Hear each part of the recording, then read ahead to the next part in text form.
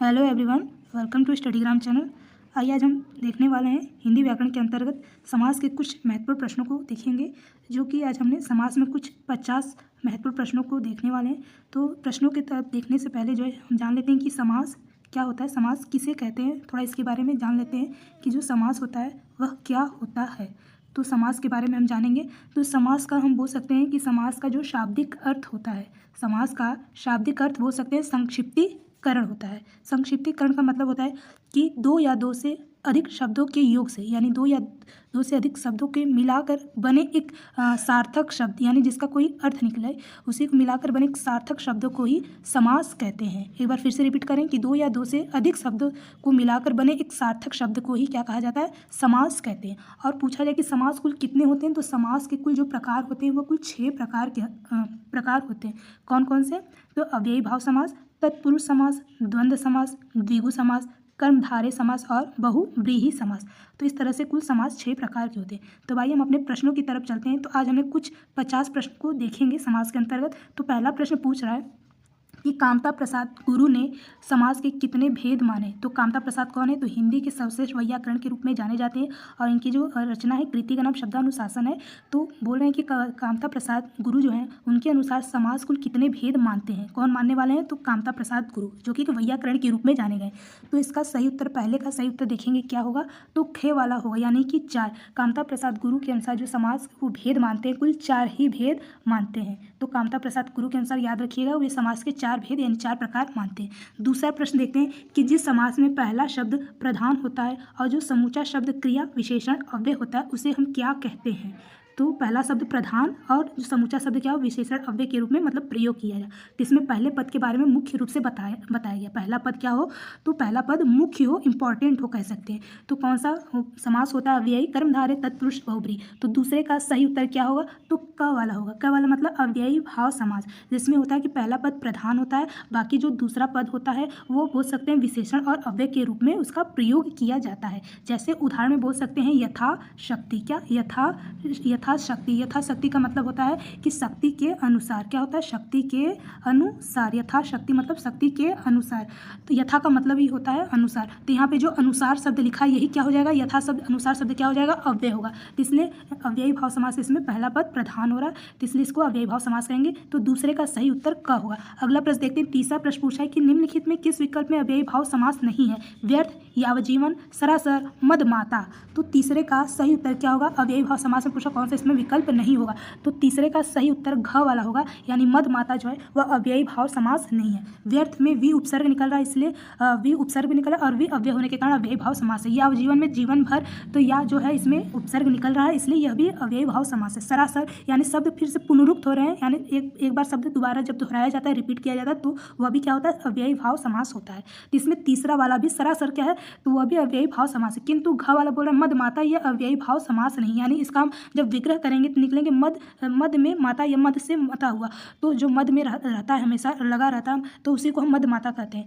तो यहाँ पर मद में माता, तो ये कोई जो है कि अव्ययी भाव समास ना होकर के ये तत्पुरुष समास के अंतर्गत आएगा। तो घ वाला इसलिए अव्ययी भाव समास नहीं है, तो उत्तर डी यानी कि घ वाला सही होगा। अगला प्रश्न देखते हैं, किस विकल्प में सभी अव्ययी भाव समास के उदाहरण हैं।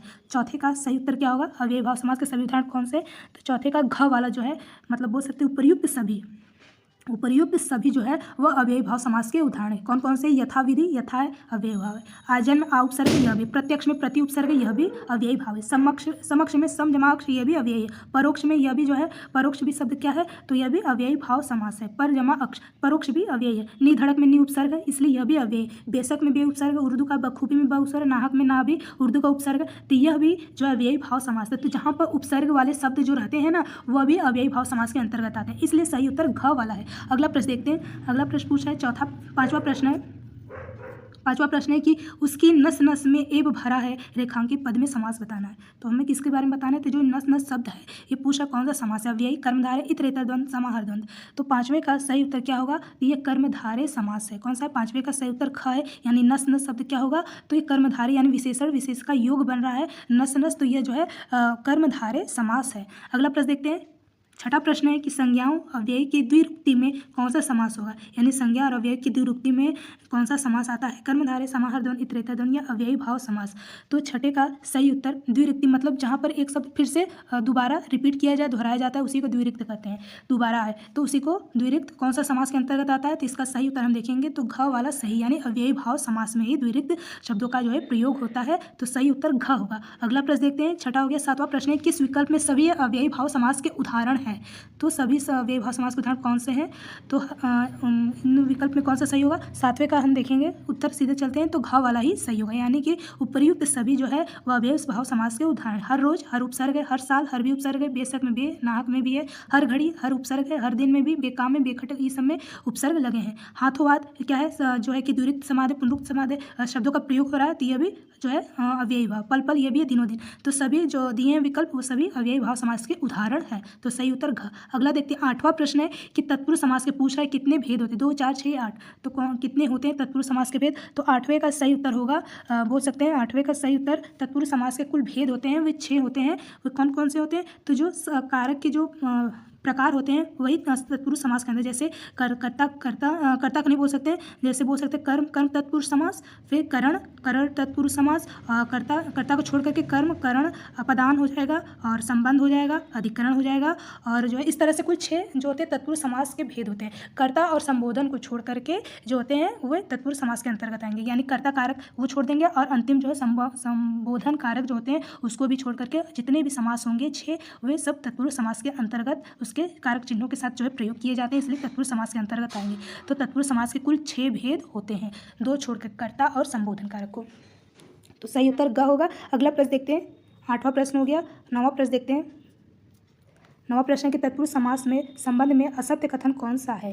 तत्पुरुष समास के बारे में पूछा है कि इसमें कौन सा जो है असत्य कथन है। इसमें उत्तर पद प्रधान होता है। ख बोल रहा है कि समास में पहला पद जो होता है बहुधा संज्ञा अथवा विशेषण होता है। इसके विग्रह में प्रथम पद के साथ कर्ता संबोधन कारकों को छोड़कर सभी कारकों में विभक्तियां लगती है। इस समास में समस्त पद योग ऋण शब्द होते हैं। तो इसमें कौन सा 9वें का सही उत्तर क्या होगा, तो 9वें का सही उत्तर हम देखेंगे ख वाला होगा, यानी गलत कथन है। ख वाला मतलब इस बोल सकते हैं कि इसमें जो है कि इस समास में सभी जो पद होते हैं योग रूढ़ शब्द होते हैं, तो इस सभी समास जो होते हैं वो योग रूढ़ शब्द नहीं होते हैं, इसलिए तत्पुरुष समास का संबंध में असत्य कथन घ वाला है। पहला वाला बिल्कुल सही है कि इसमें उत्तर पद अर्थात दूसरा पद क्या होता है प्रधान होता है, तो ये बिल्कुल सही है। ख वाला भी सही है कि इसमें जो पहला पद अधिकतर संज्ञा या विशेषण होता है, तो यह भी बात सही है। इसमें विग्रह प्रथम साथ कर्ता संबोधन को छोड़ करके जितने भी कारक होते हैं विभक्तियां लगती थी, यह भी सही है। किंतु अभी वही चीज़ बताया था, जब अभी जिसका हमने जो व्याख्यात्मक रूप से बताया, तो वही चीज़ है कि कर्ता संबोधन छोड़ के जितने भी कारक होते हैं वे तत्पुरुष समास के अंतर्गत आते हैं। तो ख वाला भी ग वाला भी बिल्कुल सही है। लेकिन ख वाला बोल रहा है कि योग रूढ़ होते हैं, तो योग रूढ़ नहीं होते हैं। योग रूढ़ का मतलब होता है किसी के लिए रूढ़ हो जाना, किसी के लिए प्रसिद्ध हो जाना या ख्याति प्रदान करना, तो वह योग रूढ़ के अंतर्गत आता है। तो योग रूढ़ वाले शब्द जो होते हैं वह तत्पुरुष समास के अंतर्गत नहीं आते हैं, बल्कि किसके अंतर्गत आएंगे, तो बहुब्रीहि समास के अंतर्गत आएंगे योग रूढ़ वाले जितने भी शब्द होते हैं। तो 9वें का सही उत्तर असत्य कथन पूछा है, तो घ वाला बिल्कुल सही होगा। कौन सा सही होगा, तो 9वें का घ वाला बिल्कुल उत्तर सही होगा। अगला प्रश्न देखते हैं। 10वां प्रश्न, किस विकल्प में सभी शब्द कर्म तत्पुरुष समास के अंतर्गत आएंगे। कर्म तत्पुरुष समास के उदाहरण कौन कौन से हैं, तो सही उत्तर हम चलते हैं कौन सा उत्तर सही होगा। 10वें का हम सही उत्तर बताएंगे, ख वाला उत्तर बिल्कुल सही है, यानी कर्म तत्पुरुष समास के अंतर्गत आएंगे। ख वाला मतलब आशा, तीर, देशगत, चिड़ीमार, जितने भी सब कर्म तत्पुरुष समास के भेद के अंतर्गत ये उदाहरण आएंगे। आशा तीत मतलब आशा, कर्म का चिन्ह क्या होता है, कर्ता ने कर्म को, तो को कर्म कारक का चिन्ह होता है, परसर्ग होता है को, तो आशा को तीत, यानी आशा से जो हमेशा लगा रहता है, आशा को तीत। देश को गति, यानी देश को जाने वाला। चिड़ी को मारने वाली, चिड़िया को मारने वाला। तो यहाँ पर जो है कर्म कारक का चिन्ह होता है को, परसर्ग आता है, तो इसलिए को शब्दों का प्रयोग करते हुए जो है इनका आप शब्दों को उठाकर वाक्य प्रयोग कर सकते हैं। तो यहाँ पर आपको ख वाला बिल्कुल सही होगा, यानी कर्म तत्पुरुष समास के उदाहरण है। आगे देखते हैं, तो सही उत्तर ख लगाएंगे। सही उत्तर क्या है, ख वाला है। अगला प्रश्न देखते हैं। 11वां प्रश्न है, किस विकल्प में सभी शब्दों में करण तत्पुरुष समास है। अब करण तत्पुरुष समास के बारे में पूछा है कि किन शब्दों में करण तत्पुरुष समास है। तो करण तत्पुरुष समास का आपको चिन्ह जानना होगा कि करण तत्पुरुष समास का चिन्ह क्या होता है, तो से होता है। कर्ता ने कर्म को करण से, तो करण का चिन्ह क्या होगा, परसर्ग क्या होगा, से होगा। तो किसमें जो है करण तत्पुरुष समास का उदाहरण दिया गया है, तो 11 का हम सही उत्तर देखेंगे, तो घ वाला है। घ वाला मतलब उपर्युक्त सभी जितने भी शब्द हैं वो करण तत्पुरुष समास के अंतर्गत आएंगे। ईश्वर दत्त, तो इसका जब वाक्य प्रयोग करने लगेंगे शब्दों को उठाकर, तो ईश्वर से दत्त, यानी धन ईश्वर द्वारा दिया गया। तुलसीकृत, तुलसी द्वारा कृत या तुलसी से कृत। भक्तिवश, भक्ति से वश या भक्ति द्वारा वश। तो से या के द्वारा भी इसको बोल सकते हैं। कारण का चिन्ह होता है से या के द्वारा, तो ख वाला भी बिल्कुल सही है। हैदराबाद, हैदराबाद, हैदरा से बाद, ये भी होगा। कपड़ छन, कपड़ छन को बोल सकते, कपड़ से छन। मदमाता, मद से मता हुआ, मद में भरा हुआ, तो यहाँ मद के द्वारा भरा हुआ ऐसे भी बोला जा सकता है। तो सही उत्तर घ वाला होगा। आगे देखते हैं। 12 प्रश्न है, किस विकल्प में सभी शब्दों में संप्रदान तत्पुरुष समास के उदाहरण नहीं है? तो संप्रदान तत्पुरुष, इसका विकल्प आपको इधर दिखाई देगा। तो संप्रदान तत्पुरुष के बारे में पूछ रहा है, क्या पूछ रहा है? नहीं है, तो इसका विकल्प आपको इधर दिखाई देगा।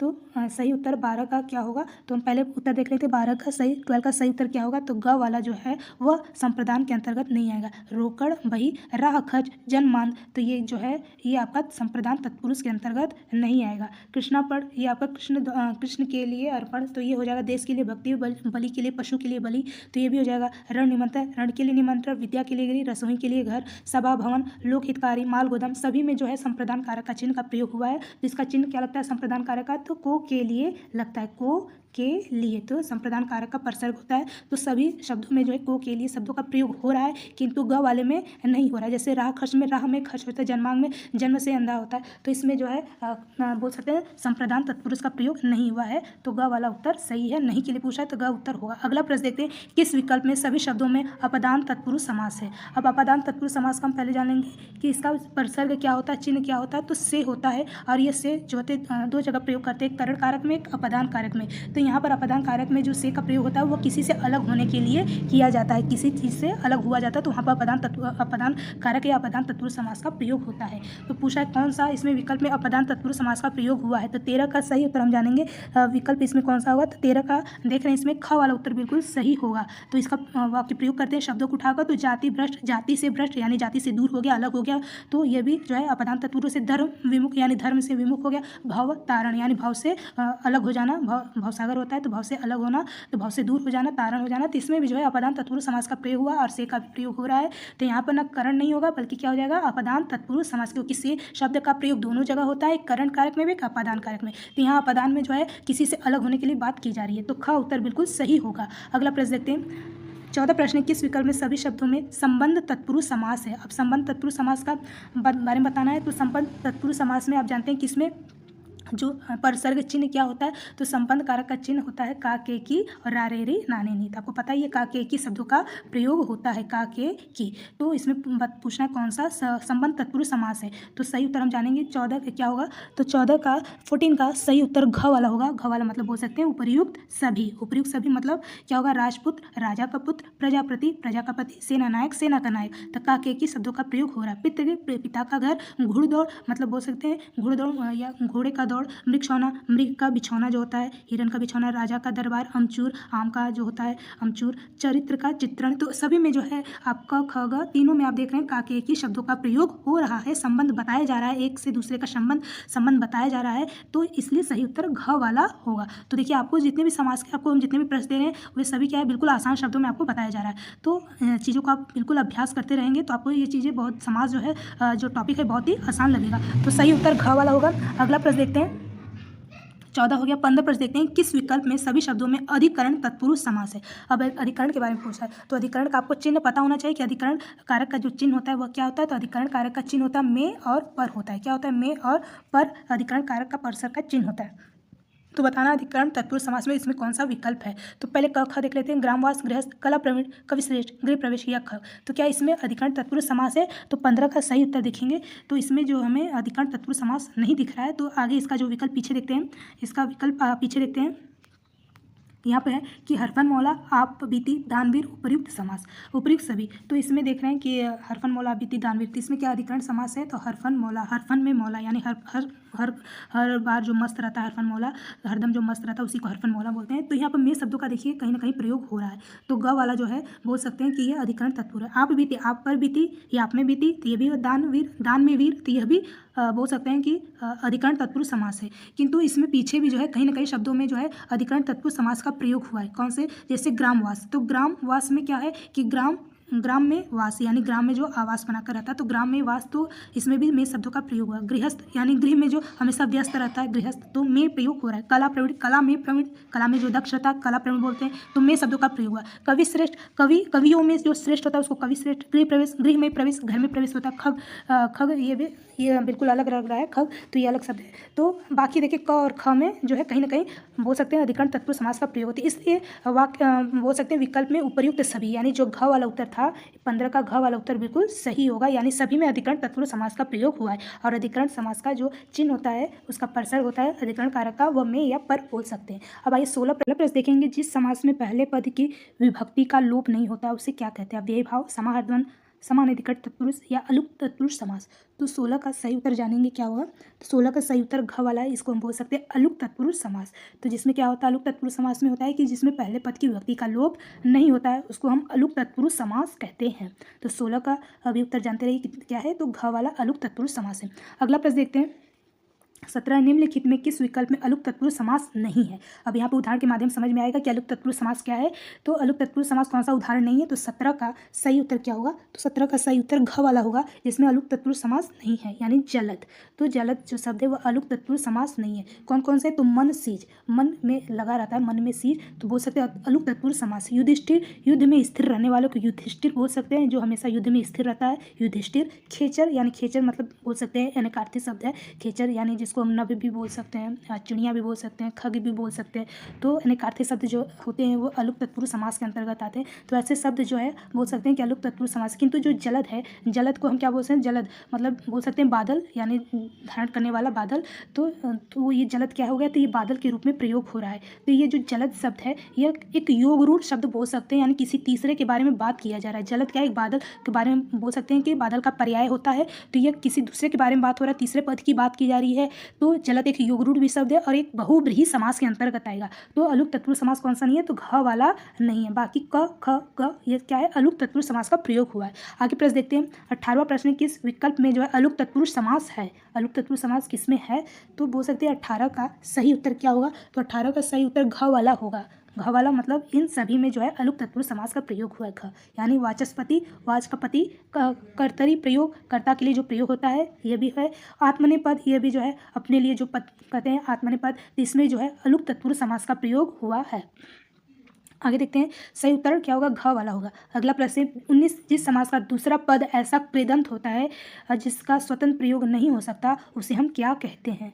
तो जिस समास में दूसरा पद क्या हो? कृदंत होता है। कृदंत मतलब जो क्रिया के द्वारा, क्रिया के जो धातु पद का प्रयोग होता है और उसका स्वतंत्र प्रयोग नहीं होता है, तो उसे हम कौन सा समास कहते हैं? तो इसका सही उत्तर हम 19 का जानेंगे। 19 का सही उत्तर क्या होगा? तो यह भी घ वाला होगा, यानी उपपद तत्पुरुष समास कहेंगे। उपपद तत्पुरुष समास जिसमें होता है कि जिस समास में दूसरा पद कृदंत होता है और इसका स्वतंत्र प्रयोग हम नहीं करते, स्वतंत्र प्रयोग नहीं होता, उसे हम उपपद तत्पुरुष समास कहते हैं। तो आप सभी तत्पुरुष समास के ये नाम जानते रहिएगा कि कितने कितने उसके जो होते हैं अंग होते हैं। एक उपपद होता है, एक नए तत्पुरुष, एक अलुक होता है, एक प्रादि तत्पुरुष। तो ये सभी जो है तत्पुरुष समास के अंग होते हैं।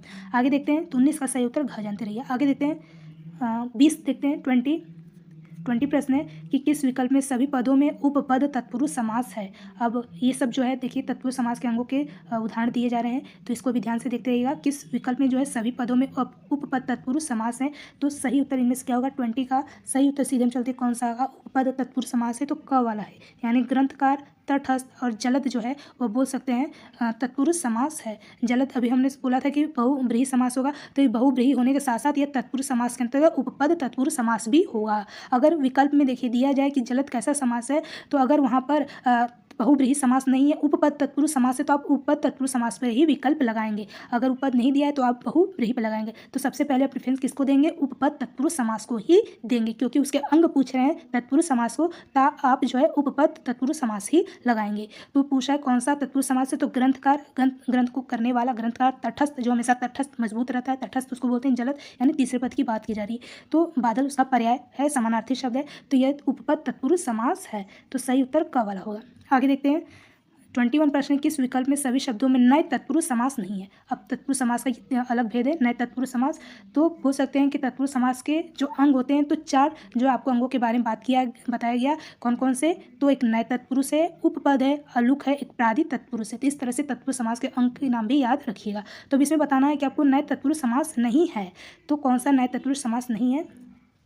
तो 21 का सही उत्तर हम जानेंगे, घ वाला जो है वह नए तत्पुरुष समास नहीं है, यानी अलग में, अकाज में, दुर्गुण में जो है नए तत्पुरुष समास का प्रयोग नहीं हुआ है। किंतु अधर्म में, धर्म में देखिए, अधर्म का पर्यायवाची, धर्म अरे पर्यायवाची बोले, विलोम शब्द है, तो ये जो है तत्पुरुष समास है। कौन सा? नए तत्पुरुष। अन्याय में, अन्याय न्याय का विलोम होता है, अन्याय ये भी, अनिष्ट अनिष्ट ये भी विलोम शब्द। जहाँ पर भी देखिए विलोम शब्दों का प्रयोग होगा वो आपका बोल सकते हैं नए तत्पुरुष समास है। तो ऐसे कुछ कीवर्ड याद रखेंगे तो आपको जो है आसानी से विकल्प को आप पहचान लेंगे एग्जाम में। तो जहाँ पर विलोम शब्द जैसे प्रयोग होंगे, अधर्म हुआ, अन्याय हुआ, अस्वच्छ हुआ, अनिष्ट हुआ, तो आप आंख बंद करके आप बता सकते हैं कि नए तत्पुरुष समास है। तो क वाला तो है। अनचाह, चाहने वाला, अनचाह यह भी जो है तत्पुरुष समास है। अटूट तो यह भी है। अनहोनी, होनी का विलोम होता है अनहोनी, तो यह भी, अनहोनी भी नए तत्पुरुष है। नास्तिक, आस्तिक का नास्तिक, गैर हाजिर, पसंद, नापसंद, तो यह भी जो है सभी में क ख में जो है नए तत्पुरुष समास का प्रयोग हुआ है। किंतु अलग, अकाज, दुर्गुण ये कोई भी इसमें नए तत्पुरुष समास का प्रयोग नहीं होता। सही उत्तर घ वाला होगा, नहीं के लिए पूछा है। आगे प्रश्न देखते हैं। अब है 22 प्रश्न, किस विकल्प में सभी शब्दों में अपराधी तत्पुरुष समास के बारे में बताना है। अब चौथा अंक हम जानेंगे प्रादि तत्पुरुष समास। तो इसमें 22 का सही उत्तर क्या होगा कि किस शब्दों में जो प्रादि तत्पुरुष समास है। तो 22 का सही उत्तर जानेंगे कौन सा है। तो 22 का सही उत्तर होगा घ वाला ही होगा, यानी इसमें भी जो है दिया गया है उपर्युक्त सभी में सभी प्रादि तत्पुरुष है। प्रादि मतलब देखिए प्रतिध्वनि, प्रतिध्वनि तो प्रति उपसर्ग है, तो यहाँ पर आप अव्ययी भाव समास नहीं लगाएंगे, तो क्या लगाएंगे आप प्रादि तत्पुरुष समास है। यानी प्र शब्द का देखिए यहाँ प्र भी दिया, प्रादि तत्पुरुष में प्र शब्द का प्र अक्षर का प्रयोग हुआ, तो यहाँ पर भी आप ऐसे कीवर्ड से याद करते कि ये देखिए इसमें भी प्र शब्द लगा है, तो प्रादि तत्पुरुष समास है। अगर विकल्प में प्रादि तत्पुरुष समास नहीं दिया है तब आप अव्ययी भाव समास लगाएंगे। प्रतिध्वनि शब्द कैसा है? अव्ययी भाव समास है। अतिक्रम भी क्या है? अव्ययी भाव समास है। अगर विकल्प में प्रादि तत्पुरुष नहीं दिया है तब, अगर दिया है तो प्रादि तत्पुरुष, तो आप सबसे पहले प्रेफरेंस प्रादि तत्पुरुष को ही देंगे। तो देखिए प्रतिध्वनि भी, अतिक्रम भी है और उपदेव भी है, प्रगति भी है और दुर्गुण, इसमें देखिए प्र उपसर्ग है, दुर्गुण में दुर उपसर्ग है, अतिवृष्टि में अति उपसर्ग है। तो आप ये सब देख रहे हैं जो ये उपसर्ग है, ये सारे जो उपसर्ग प्रति, अति, उप, प्र, अति, दुर, तो ये सभी उपसर्ग आप देख सकते हैं किसके उपसर्ग है, तो संस्कृत के उपसर्ग है। तो संस्कृत के उपसर्ग आप समझ लीजिए कि जो संस्कृत उपसर्गों का प्रयोग हो रहा है तो वो प्रादि तत्पुरुष के अंतर्गत ही प्रयोग होगा। दुर्गुण में भी दुर उपसर्ग है, गुण प्रकर्ष में भी देखिए संस्कृत यानी तत्सम शब्दों का प्रयोग हुआ, प्रभात में भी तो है संस्कृत शब्दों का ही प्रयोग हो रहा है, उपसर्गों का ही प्रयोग हो रहा है। तो आप ऐसे बोल सकते हैं कि जहाँ पर संस्कृत उपसर्ग का प्रयोग हो या तत्सम शब्दों का आपको लगा कि ये कोई तत्सम शब्द है, तो आप आंख बंद करके लगाएंगे कि प्रादि तत्पुरुष समास है। और जहाँ पर आपको दिखाई दे रहा है कि विलोम शब्दों का प्रयोग हो रहा है तो आप लगाएंगे क्या, तो आप नए तत्पुरुष समास लगाएंगे। तो चलिए तो इस तरह से 22 का सही उत्तर घ वाला होगा, यानी सभी में जो है बोल सकते हैं प्रादि तत्पुरुष समास का प्रयोग हुआ है। आगे देखते हैं 23 बोल सकते हैं समानाधिकरण तत्पुरुष समास का अन्य नाम क्या है। तो समानाधिकरण तत्पुरुष समास का दूसरा नाम क्या है? द्विगु समास है। इसका विकल्प पीछे देखते हैं। कर्मधारय समास है, बहुव्रीहि समास है या द्वंद्व समास है। समानाधिकरण तो 23 का बोल सकते हैं 23 का सही उत्तर क्या होगा, तो 23 का सही उत्तर हम बोल सकते हैं ख वाला है। ख वाला है मतलब समानाधिकरण तत्पुरुष समास क्या है, तो कर्मधारय समास है। अभी देखिए प्रश्न फिर देख लेते क्या पूछा है कि समानाधिकरण तत्पुरुष समास का अन्य नाम क्या है, दूसरा नाम क्या है समानाधिकरण तत्पुरुष समास। तो इसका अन्य नाम क्या है, तो कर्मधारय समास है। क्या नाम है, तो कर्मधारय समानाधिकरण तत्पुरुष समास का दूसरा नाम बोल सकते हैं कर्मधारय समास। अगर आपको विकल्प में कर्मधारय समास न देकर के किसी विकल्प में पूछ दे रहा है समानाधिकरण तत्पुरुष समास कौन है, तो आप वही समझेंगे कर्मधारय समास के बारे में ही पूछ रहा है। तो समानाधिकरण, इसका दूसरा नाम जानते रहिएगा कर्मधारय समास। तो सही उत्तर ख वाला होगा। देखिए सारे जितने भी हमने इसमें क्वेश्चन लेके सभी क्या है बहुत ही महत्वपूर्ण है, तो सभी प्रश्नों का आपको अभ्यास बहुत ही जरूरी है। तो प्रश्नों को सभी आप देखते जाइएगा। 24 प्रश्न है। 24 की जिस समास के विग्रह के दोनों पदों के साथ ही विभक्ति आती है उसे क्या कहते हैं। क्या बोल रहे हैं कि जिस समास के विग्रह में दोनों पदों के साथ एक ही विभक्ति आती है उसे हम क्या कहते हैं। तो 24 का सही उत्तर क्या होगा, तो इसमें हम देख रहे हैं 24 का सही उत्तर ग वाला होगा, यानी समानाधिकरण तत्पुरुष समास। क्या बोल रहा है कि जिन समास का विग्रह करने में दोनों पदों के साथ ही विभक्ति आती है उसे हम समानाधिकरण तत्पुरुष समास कहते हैं, यानी इसका दूसरा नाम बोल सकते हैं कर्मधारय समास। यानी दोनों पदों के साथ क्या एक ही विभक्ति का प्रयोग हो रहा है, एक ही चिन्हों का प्रयोग हो रहा है, तो क्या हो जाएगा समानाधिकरण तत्पुरुष या कर्मधारय समास। अगला प्रश्न देखते, इसलिए सही उत्तर ग वाला होगा। सही उत्तर क्या होगा, ग वाला होगा, समानाधिकरण तत्पुरुष समास। अब अगला प्रश्न देखते हैं, 25 प्रश्न है, कुल हम 50 प्रश्नों को देखेंगे। कामता प्रसाद गुरु ने कर्मधारय समास को कितने भेद माने। अब कामता प्रसाद गुरु के बारे में पूछ रहा है कि उन्होंने कर्मधारय समास को कितने भेद माने। कामता प्रसाद गुरु के अनुसार समास के कुल उन्होंने कितने 4 भेद माने, तो समास के उन्होंने 4 भेद माने। कितने, तो समास के कुल 4 भेद माने। कामता प्रसाद गुरु ने समास के कितने भेद माने, तो 4 भेद। अब पूछ रहे हैं कि कर्मधारय समास के कुल कितने भेद माने, तो 25 का सही उत्तर क्या होगा, 25 का सही उत्तर क वाला होगा। उन्होंने 2 भेद माने। कर्मधारय समास के कुल कितने भेद माने कामता प्रसाद गुरु जी ने, तो 2 भेद माने। आगे देखते हैं, सही उत्तर क है। अगला प्रश्न देखते हैं, अगला प्रश्न है कि विशेषतावाचक कर्मधारय समास के कितने भेद है। तो ये कर्मधारय समास के भेद बताए जा रहे हैं जो कामता प्रसाद गुरु के अनुसार हो सकते हैं। तो विशेषतावाचक कर्मधारय समास के बताना है कितने भेद होते हैं। तो 26 का सही उत्तर क्या होगा, तो 26 का 26 का सही उत्तर होगा ख वाला होगा, यानी 7 भेद माने। कितने भेद है, तो 7 भेद है। कामता प्रसाद गुरु ने विशेषतावाचक कर्मधारय समास के कुल 7 भेद होते हैं। आगे देखते हैं, 27 प्रश्न है कि उपमानवाचक या उपमावाचक कर्मधारय समास के कितने भेद है। अब देखिए, भेद के भी उपभेद पूछ रहे हैं। तो कर्मधारय समास का यह भेद है, उपमानवाचक या उपमावाचक को कुल बताना है कितने भेद होते हैं। तो 27 का सही उत्तर क्या होगा, 27 का सही उत्तर ख वाला होगा। ख वाला बोल सकते हैं 4 भेद माने। कितने भेद है, तो 4 भेद माने उपमावाचक कर्मधारय समास के भेद।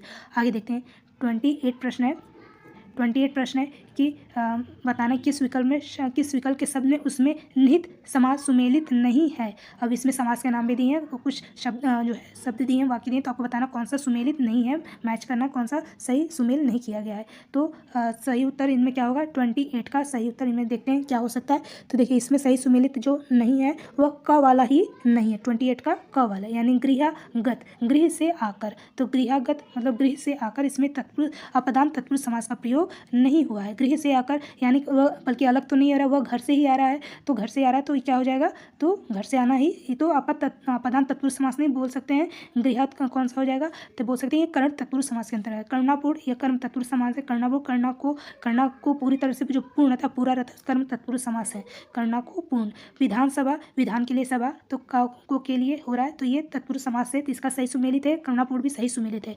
नराधम, नराधम यानी नरों में जो अधम होते हैं, सबसे जो नीच होते हैं, नरों में अधम बोल सकते हैं। तो में और पर शब्दों का प्रयोग हो रहा है, तो अधिकरण तत्पुरुष समास होगा। तो इसमें भी जो है ग वाला में भी सही सुमेलित किया, किंतु क वाला जो है सही सुमेलित नहीं है। गृहागत, गृह से आकर, तो ये बल्कि कुछ भी यहाँ पर अलग के भाव में प्रयोग नहीं हो रहा है, इसलिए नहीं है हो रहा है, तो क वाला ही उत्तर सही होगा। अगला प्रश्न देखते हैं, 29 है, किस विकल्प में सभी पद जो होते हैं समाहार द्वंद्व समास के उदाहरण होते हैं। समाहार द्वंद्व समास के उदाहरण कौन से हैं, तो बताना है। तो 29 का सही उत्तर क्या होगा, 29 का देखते हैं सही उत्तर इनमें से क्या है, तो क वाला इसमें सही है। यानी जो द्वंद्व समास के उदाहरण है वह क वाला है, समाहार द्वंद्व समास के उदाहरण। क वाला कपड़े लत्ते जो हैं वह समाहार द्वंद्व है। मारपीट यह भी समाहार द्वंद्व है। चमक दिन यह भी क्या है, समाहार द्वंद्व है। समाहार मतलब जहाँ समूह के साथ प्रयोग होते हैं।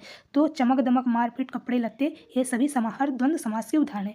तो सही उत्तर क वाला होगा। आगे देखते हैं, अभी द्वंद्व समास के हम भेद प्रकार के बारे में पढ़ रहे हैं। आगे है कि इतरेतर द्वंद्व समास। तो अब देखिए, द्वंद्व समास समाहार द्वंद्व के बारे में पढ़ा, इतरेतर द्वंद्व समास के बारे में पढ़ा, तो इसी तरह कुछ जो है द्वंद्व समास के भेद के बारे में हम चलेंगे। तो 30 का पूछा है कि इतरेतर द्वंद्व समास के उदाहरण कौन से हैं। तो 30 का सही उत्तर इनमें से क्या होगा, इतरेतर का। तो 30 का सही उत्तर ख वाला होगा, यानी ख वाला बोल सकते हैं। इतरेतर द्वंद्व समास है कौन से, तो ख वाला दूध रोटी है, 31 है, और सुख दुख। तो ये क्या हो जाएगा, यह इतरेतर द्वंद्व समास है। इतरेतर दूध रोटी, दूध और रोटी, सुख और दुख, 31 यानी 30 में एक जोड़ लेंगे तो 31 यानी 1 30 और 1 तो 31 हो जाता है। तो इस तरह से ये इतरेतर द्वंद्व समास है। ख वाला उत्तर सही है। अब आगे देखते हैं, पूछ रहा है कि वैकल्पिक द्वंद्व समास के बताना कौन से उदाहरण है। तो हमने अभी क्या क्या देखा, एक समाहार द्वंद्व, एक इतरेतर द्वंद्व। तीसरा हम द्वंद्व समास कौन सा देख रहे हैं, वैकल्पिक द्वंद्व समास के बताना है कौन से उदाहरण है। जल कुजात पाप पूर्ण, धर्मशाला बल भला बुरा। तो वैकल्पिक जहाँ पर विकल्पों के अनुसार चुनाव किया जाए कि कौन सा चुनाव हम करने के लिए चुनाव करते हैं, किस चीज़ का हम चयन करते हैं इच्छानुसार, तो वही समझ लीजिए वैकल्पिक द्वंद्व समास है। तो 31 का सही उत्तर इनमें से क्या हो जाएगा, तो 31 का सही उत्तर, अभी इसका दो जो है ऑप्शन पीछे देख लेते हैं। तो क्या इसमें देखते हैं वैकल्पिक द्वंद्व समास हो सकता है, तो जात कुजात, जात या फिर कुजात होता है, तो ये भी वैकल्पिक है। पाप या पुण्य, पाप किया जाता है या फिर पुण्य किया जाता है। सुख आता है या दुख आता है। धर्मशाला, धर्माधर्म, धर्म और अधर्म, भला बुरा, तो भला बुरा, भला या बुरा, तो चुनाव किया जा रहा है, चयन किया जा रहा है, किसी चीज़ का भला हो सकता है या फिर बुरा हो सकता है। तो इसमें जो है वैकल्पिक द्वंद्व समास है। तो देखिए क और ख में तो वैकल्पिक द्वंद्व समास का प्रयोग हो रहा है। अब आगे जो है देखते हैं कि उसमें अगले विकल्प में वैकल्पिक द्वंद्व समास का प्रयोग हुआ है कि नहीं। तो उच्च नीच, थोड़ा बहुत, उपयुक्त सदिश, तो इसमें भी देखिए वैकल्पिक द्वंद्व समास का प्रयोग हुआ? ऊंचा या नीचा, थोड़ा या बहुत। तो इसमें भी जो है वैकल्पिक द्वंद्व समास का प्रयोग हुआ है। तो सही उत्तर हम लगाएंगे घ वाला होगा। आगे देखते हैं, जिस समास में कोई भी पद प्रधान नहीं होता, जो अपने पदों से भिन्न किसी संज्ञा विशेषण होता है, उसको हम क्या कहते हैं? तो क्या कहेंगे? 32 का सही उत्तर क्या होगा? तो 32 का सही उत्तर ग वाला होगा, अर्थात बहुब्रीहि समास कहेंगे, जिसमें कोई भी पद प्रधान नहीं होता और किसी तीसरे पद यानी अन्य पद के भिन्न किसी संज्ञा विशेषण का प्रयोग होता है, उसे हम बहुब्रीहि समास कहते हैं। सही उत्तर ग वाला होगा। अगला है कि बहुब्रीहि समास के बारे में बताना है कि उसके संबंध में कौन सा असत्य कथन है। तो इसका देखते हैं असत्य कथन कौन सा होगा। तो ये प्रश्न कौन सा है? 33। तो 33 का सही उत्तर क्या होगा? 33 का सही उत्तर ग वाला होगा, यानी असत्य कथन है। इसका विग्रह वाक्यात्मक न होकर शब्दात्मक या पदात्मक होता है, तो यही जो है इसका असत्य कथन होगा। तो इसमें पूछ क्या रहा था? असत्य कथन, तो ग वाला ही इसमें सही उत्तर होगा। ग वाला क्या होगा? इसका सही उत्तर होगा। बोल रहा है कि इसमें जो विग्रह करते हैं, इसका विग्रह वाक्यात्मक न होकर के शब्दात्मक या पदात्मक होता है, तो यही वाला ग वाला उत्तर सही होगा। पहला बोल रहा है कि इसका पूर्व पद अधिकतर कर्ता कारक या अधिकतर कर्ता कारक होता है या विशेषण होता है, तो ये बात बिल्कुल सही है। या कर्ता कारक होगा या तो विशेषण होगा, तो ये क्या हो जाएगा? बहुब्रीहि समास होगा। तो ये बात बिल्कुल सही है। जिस समास से बना पद विशेषण, इसमें भी विशेषण शब्दों का प्रयोग होता है, बनाए जाते हैं विशेषण शब्दों से, तो यह भी बोल सकते हैं बहुब्रीहि समास होगा।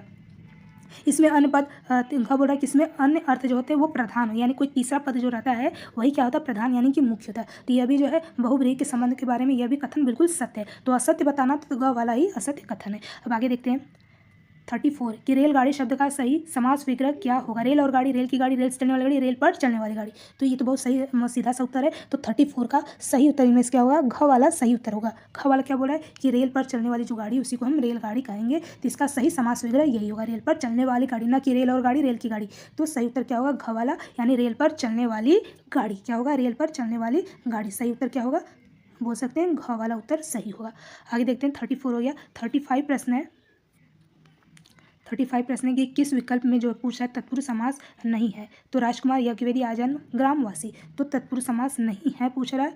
तो 35 का सही उत्तर इनमें से क्या होगा?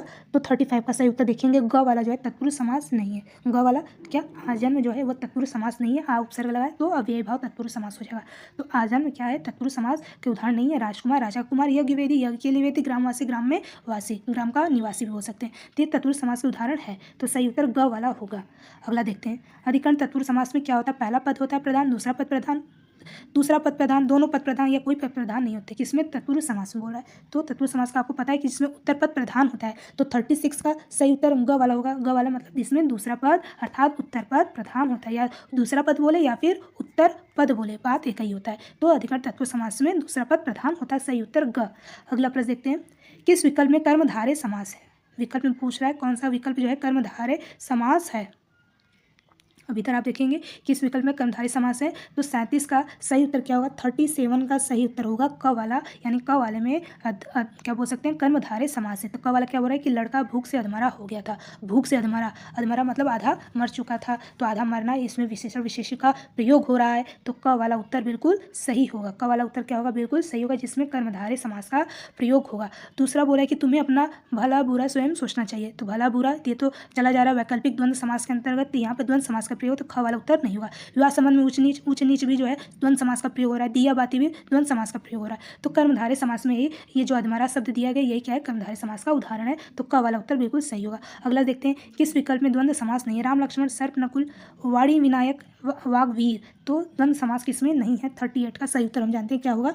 तो 38 का सही उत्तर घ वाला होगा, जिसमें द्वंद्व समास नहीं है। घ वाला क्या बोल रहा है? वाग्वीर। तो वाग्वीर मतलब वाणी से जो वीर होता है, ठीक है ना। तो यहाँ किसी तीसरे पद के बारे में बात की जाए जो वाणी से वीर हो, वाग्वीर बोल सकते हैं कि श्री रामचंद्र हो सकते हैं। तो वाग्वीर वाणी से जो वीर होता है, अपनी वाणी से ही जो प्रभाव जमाता है, तो वाग्वीर। यहाँ किसी तीसरे पद की, किसी अन्य पद के बारे में बात हो रही है, तो यहाँ पर द्वंद्व समास तो बिल्कुल भी नहीं होगा। तो राम लक्ष्मण द्वंद्व समास है, सही है। सर्प नकुल, सर्प और नकुल, यह भी द्वंद्व समास हो सकता है। वाणी विनायक, वाणी और विनायक, ठीक है। तो यह भी वाणी और विनायक हो सकता है, लेकिन वाग्वीर, वाग रूपी जो वीर होता है उसको हम बोल सकते हैं यह द्वंद्व समास का नहीं होगा। तो सही उत्तर ग वाला होगा। ग वाला, ग वाला, क वाला और ख वाला ये द्वंद्व समास के उदाहरण है। कौन सा नहीं पूछ रहा है? तो घ वाला नहीं होगा। अगला प्रश्न देखते हैं, 39 किस विकल्प में सही समास विग्रह का प्रयोग नहीं हुआ है? नहीं हुआ है, सही समास विग्रह का प्रयोग कौन सा नहीं हुआ है। अब इसको भी देखना बहुत जरूरी है। 39 का सही उत्तर हम जानते हैं क्या होगा, तो 39 का 39 का सही उत्तर ग वाला होगा, जिसमें सही समास का विग्रह नहीं हुआ है। ग वाला बोल रहा है कि मंत्री परिषद क्या है, तो मंत्रियों के लिए परिषद नहीं, मंत्रियों के लिए परिषद नहीं होता। मंत्री परिषद मंत्री का परिषद होता है, मंत्रियों के लिए परिषद नहीं होता है। तो यहाँ संबंध तत्पुरुष समास का प्रयोग होगा, न कि संप्रदान का होगा। किसका होगा, संबंध तत्पुरुष समास का प्रयोग हो रहा है। यथाक्रम क्रम के अनुसार, बिल्कुल यथा मतलब होता है अनुसार, बिल्कुल सही है। अधमरा आधा जो मर गया है, अधमरा कहते हैं, ये भी बिल्कुल विवाहेतर मतलब विवाह से इतर, विवाह से अलग विवाहेतर, यह भी जो है समास विग्रह बिल्कुल सही किया। किंतु ग वाला जो है समास विग्रह सही ढंग से सही तरीके से नहीं हुआ है। मंत्रियों के लिए परिषद नहीं बल्कि होगा मंत्री का परिषद, मंत्री के परिषद, तो ये हो सकता है संबंध तत्पुरुष समास का प्रयोग होगा। तो ग वाला उत्तर बिल्कुल सही होगा। आगे चलते हैं 40 प्रश्न देखते हैं। कुल अभी 10 प्रश्न बाकी है, तो 40 प्रश्न हम देखेंगे पीछे कि पूछा किस विकल्प में कर्मधारय समास नहीं है। अब ये बताना है किस विकल्प में कर्मधारय समास नहीं है। तो 40 का सही उत्तर क्या होगा, 40 का सही उत्तर ख वाला होगा, यानी कर्मधारय समास में ख वाला नहीं, यानी गुरु दक्षिणा ये कर्मधारय समास नहीं है। अगर विग्रह करें तो क्या होगा, गुरु के लिए दक्षिणा, तो कहाँ के लिए कहाँ चल जा रहा है, तत्पुरुष समास, तो यह तो नहीं होगा, तो नहीं पूछा तो सही उत्तर ख वाला होगा। शुभागम यानी शुभ का जो आगमन होता है, यानी अच्छे के लिए आगमन, तो विशेषण विशेष सही है, कर्मधारय होगा। नीलोत्पल नीले से उत्पन्न कमल, जिसको बोल सकते हैं नीले से उत्पन्न, तो नीलोत्पल यानी नीला उत्पल मतलब बोल सकते हैं कमल, यानी कि जो कमल क्या है, नीला है, तो विशेषण विशेष का प्रयोग हो रहा है, तो ग भी कर्मधारय होगा। चंद्रमुख, मुख कैसा, चंद्रमा के समान, चंद्ररूपी मुख, तो बोल सकते हैं कर्मधारय, किंतु ख वाला उत्तर बिल्कुल सही होगा, नहीं पूछ रहा है ना इसलिए। अब 41 प्रश्न है कि किस विकल्प में सही समास विग्रह नहीं है। अब ये देखना सही समास का विग्रह किसमें नहीं हुआ, तो 41 का पहले हम सीधे आंसर की तरफ चलते हैं, फिर इसके बारे में व्याख्यात्मक रूप से जानते हैं। तो 41 का सही उत्तर क्या होगा, 41 का देखें, इसमें सही उत्तर क वाला होगा, यानी सही समास विग्रह नहीं हुआ। नर बलि, नर के लिए बलि, तो ये क वाला उत्तर बिल्कुल सही है। नर के लिए बलि नहीं होगा, नर बलि मतलब नर को बलि दी जाती है, यानी नर को ही बलि दी जाती है, नर को ही मार दिया जाता है, मनुष्य को ही मार दिया जाता है, तो नर को बलि होगा, नर के लिए बलि, तो नर को बलि कर्म तत्पुरुष समास के अंतर्गत आएगा, न कि संप्रदान के अंतर्गत आएगा। तो सही उत्तर क वाला होगा, क्योंकि इसमें सही समास विग्रह का प्रयोग नहीं हुआ है, सही उत्तर क है। ख वाला भी देखते हैं, हवन सामग्री, हवन के लिए सामग्री, बिल्कुल सही है, संप्रदान तत्पुरुष समय। हाथ पाँव, हाथ और पाँव, यह भी सही है, द्वंद्व समास है। ऋषियों में जो राजा रहते हैं वो हो सकते हैं अधिकांश तत्पुरुष समास, ऋषियों में राजा, बिल्कुल सही, किंतु ये बिल्कुल गलत है कि नर के लिए बलि, ये बात बिल्कुल गलत है। तो नहीं का प्रयोग पूछ रहा है कि नहीं कौन सा समास विग्रह नहीं है, सही से नहीं किया गया, तो क वाला ही नहीं किया गया। तो प्रश्नों को ध्यान देते हुए जो हमें अपने विकल्प का चयन करना होगा। 41 का सही उत्तर क है। अगला प्रश्न देखते हैं, साफ में पूछा कौन सा समास है। साफ योजक चिन्ह का प्रयोग भी हुआ है, तो इसको भी ध्यान रखिएगा। तो साफ में कौन सा समास है, तो 42 का सही उत्तर हम जानेंगे, घ वाला जो है प्रयोग हुआ है। अव्ययी भाव यानी साफ अव्ययी भाव बोला जा रहा है कि पुनरुक्त द्विरुक्ति समास शब्दों का प्रयोग हो रहा है, साफ एक ही सब फिर से रिपीट हो रहा है, तो क्या हो जाएगा, अव्ययी भाव समास, पहला पद प्रधान होता है। अगला प्रश्न देखते हैं, तो 42 का सही उत्तर घ है। 43 है, किस विकल्प में सही समास विग्रह हुआ है। अब सही समास विग्रह के बारे में पूछा है, 43 का सही उत्तर क्या होगा, 43 का सही उत्तर ख वाला होगा, कि सही समास विग्रह का प्रयोग हुआ। आजीवन, जीवन भर, बात बिल्कुल सही है, सही समास का विग्रह का प्रयोग हुआ। हो सकता है आजीवन कौन सा समास होगा, तो अव्ययी भाव समास होगा। कौन सा होगा, अव्ययी भाव समास। पहला बोला कि देशभक्ति, देश की भक्ति नहीं होती बल्कि देश के लिए भक्ति होती है, देश की भक्ति नहीं, देश के लिए भक्ति, संप्रदान, तत्पुरुष समास। घृत से पका नहीं, घृत से पका नहीं, घृत में पको, यानी घी में पका हुआ, तो यहाँ से की जगह में आना चाहिए, तो यह भी सही समास विग्रह का प्रयोग हुआ। शोकातुर, शोक से आतुर नहीं, शोक में आतुर, वो किस में आतुर हो गया है, परेशान हो गया, आतुर मतलब परेशान होना, तो शोक में, यानी शोक में आतुर हो गया, शोक से आतुर नहीं हुआ, तो यहाँ पे अधिकरण का प्रयोग होना चाहिए, अधिकरण कारक चिन्ह का प्रयोग होना चाहिए, इसलिए घ वाला उत्तर भी नहीं होगा। सही समास विग्रह का प्रयोग सेकंड वाले में सही किया गया, दूसरे वाले में आजीवन में, जीवन भर, इसमें जो है सही समास का विग्रह प्रयोग हुआ है। 43 का ख उत्तर सही हुआ। अब अगला प्रश्न देखते हैं, 43 हो गया। 44 प्रश्न की आजकल में पूछा कौन सा समास है, अव्ययी भाव, बहुब्रीहि, द्वंद्व, कर्मधारय, तो 44 का सही उत्तर क्या होगा, ग वाला होगा। ग वाला मतलब क्या है, द्वंद्व समास है, आज और कल, द्वंद्व समास। सही उत्तर ग तीसरा है। 45, यहाँ कोई किसी की लीपा पोती नहीं करेगा, ठीक है। अब देखिए एक शब्द का प्रयोग किया गया, लीपा पोती, क्या किया गया, लीपा पोती शब्द का प्रयोग हुआ है कि यहाँ पर कोई किसी का लीपा पोती नहीं करेगा। भाई बताना, लीपा पोती बताना है कौन सा समास है, द्वंद्व, बहुब्रीहि, अव्ययी भाव, कर्मधारय, तो 45 का सही उत्तर ख वाला होगा, अर्थात बोल सकते हैं बहुब्रीहि समास। ख वाला यहाँ पे द्वंद्व समास का प्रयोग नहीं होगा, किसका होगा, ख वाला, यानी बहुब्रीहि समास का प्रयोग है। लीपा पोती, यानी लीपा पोती हम बोल सकते किसी तीसरे, लीपा पोती का मतलब होता है कि बिल्कुल खराब कर देना, एकदम फूहड़ कर देना, तो यहाँ कोई लीपा पोती नहीं करेगा, किसी तीसरे पद के बारे में बात की जा रही है, किसी अन्य पद के बारे में बात हो रहा है, ठीक है, तो यहाँ लीपा और पोती नहीं होगा, तो यहाँ पर बहुब्रीहि ही समास होगा, किसी तीसरे पद किसी अन्य पद की बात हो रही है। तो चलिए 45 का सही उत्तर ख। अगला देखते हैं 46 से पूछा कि जीवन पर्यंत में पूछा कौन सा समास हो, इतरेतर समाहार, अव्ययी या कर्मधारय समास।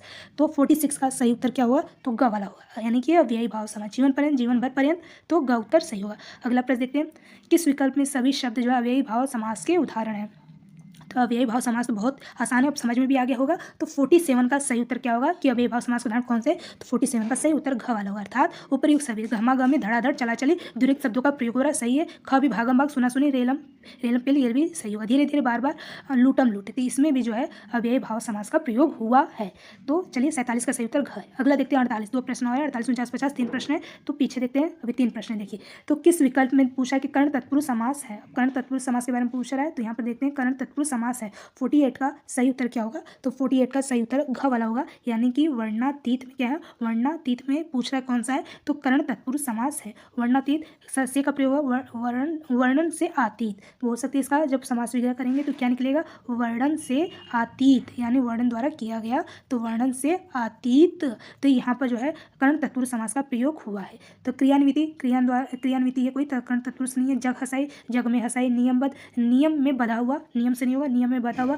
क्रियान्विति यानी क्रिया में अन्विति, तो यहाँ में का प्रयोग हो रहा है, अधिकरण तत्पुरुष समास का प्रयोग हो रहा है। वर्णातीत में ही केवल कर्ण तत्पुरुष समास का प्रयोग हो रहा है। तो सही उत्तर हो सकते हैं घ होगा। आगे देखते हैं 48 हो गया। 49 है कि किस विकल्प में सभी शब्द द्विगु समास के उदाहरण है। 49 का सही उत्तर क्या होगा, 49 का सही उत्तर घ वाला होगा, यानी इसमें भी जो है द्विगु समास के उदाहरण अष्ट धातु, आठ धातु, तो इसमें जो है द्विगु यानी संख्यावाचक शब्दों का प्रयोग हुआ है, तो ये होगा। 54 छमाई, जिसमें संख्याओं का प्रयोग हो रहा है। किसका प्रयोग हो रहा है, संख्याओं यानी कि नंबरों का प्रयोग हो रहा है। एक तरफा, एक किली तरफा, इकट्ठा, तिकोना, इसमें भी है। पंचरा, दुपहिया, दुमट, तो इसमें भी बोल सकते हैं संख्याओं का प्रयोग हो रहा है, तो सही उत्तर घ वाला ही होगा। 50 अभी अंतिम प्रश्न होगा, किस विकल्प में समाहार द्वंद्व समास नहीं। कीड़ा मकोड़ा, जलवायु, पेड़ पौधे या सफेद। तो पूछा है किसमें समाहार द्वंद्व समास का प्रयोग नहीं है। समाहार मतलब बोल सकते हैं समूह के लिए प्रयोग होता है, समूह का बोध कराया जाता है। तो 50 का सही उत्तर नहीं पूछा है, तो घ वाला यस अपयस कोई समाहार द्वंद्व समास नहीं। यहाँ इसका विग्रहण करेंगे तो हो जाएगा यस या फिर अपयस, यस या फिर अपयश। तो यहाँ पर बोल सकते हैं यह वैकल्पिक द्वंद्व समास क्या है,